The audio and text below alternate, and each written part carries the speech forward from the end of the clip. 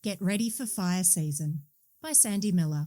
Local fire brigades opened the door to their station as part of the CFA's Get Fire Ready campaign. Community members across Victoria flocked to their local brigades during October to ensure that they were up to date with the latest fire messaging. And at the Warrandyte Fire Station Open Day, there was plenty to entertain and educate young people and adults alike, from simulated bush and house fires to opportunities to look over the trucks and have a go on the hoses.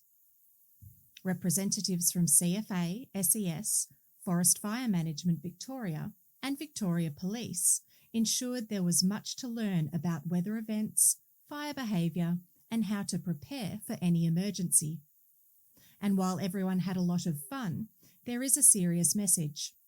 Warrandyte is among the most dangerous places in the world for fire danger, so it is important to know what to do and how to plan for summer.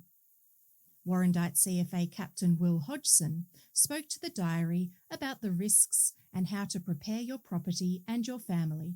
People who have been in Warrandyte for a while talk about fires most likely coming from the north, because on a higher risk day, the prevailing winds generally will be from the north. But fire will run on any wind. As we learnt in 2014 with the Flannery Court fires, fires can start anywhere. We have other suburbs around us, and these fires can run in any part of Warrandyte. It depends on what sort of vegetation. We've got paddocks, which are grasslands and grass. Fires which run very, very quickly and can catch people out. Fires within the bush, depending on the wind speed and the fuel, will generally burn slower than a grass fire, but they create other things as they go up and down terrains with the dryness of the fuel. And don't think, oh, because I'm not in North Warrandyte, which has a significant bush. Don't underestimate other parts of Warrandyte.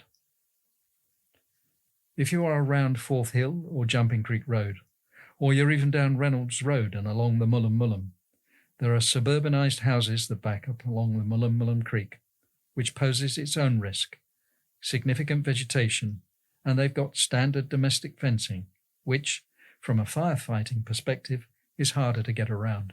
Captain Hodgson said that fires caused by burning embers can happen anywhere, and with the variety of landscape and housing types across the Warrandyte area, the whole community is at risk, not just those next to the state park.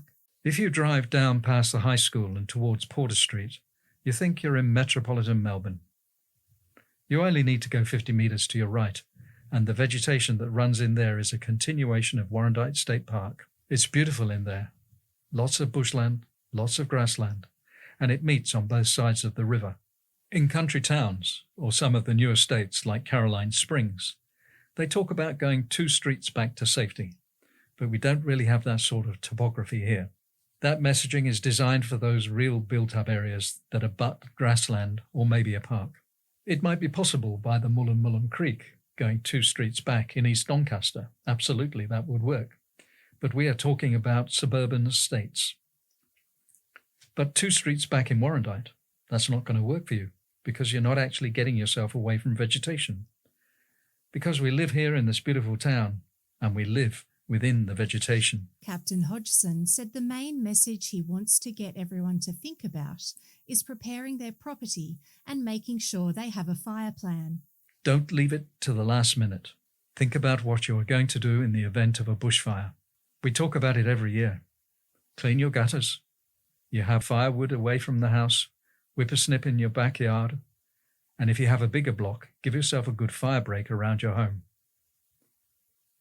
But if we're going to a peak day, anything that could catch fire in the event of a bushfire, try to remove it. He said this could be things like the doormat or making sure garden furniture is stored in the shed. It is also important to make sure you know what your triggers are for enacting your fire plan. Do you have a plan for when to leave, where to go, and when to come home? If you are at home when a fire breaks out, are you prepared? And can you defend your home with your children in it? And are your children psychologically prepared for a bushfire? There are a lot of things to consider, given climate change and that we're going into El Niño. And with the change in the rating system, we are going to be seeing more and more extreme days. Residents can still order a Get Fire Ready information pack by visiting cfa.vic.gov.au/getfireready. This article was read by Rebecca Rose, Adrian Rice,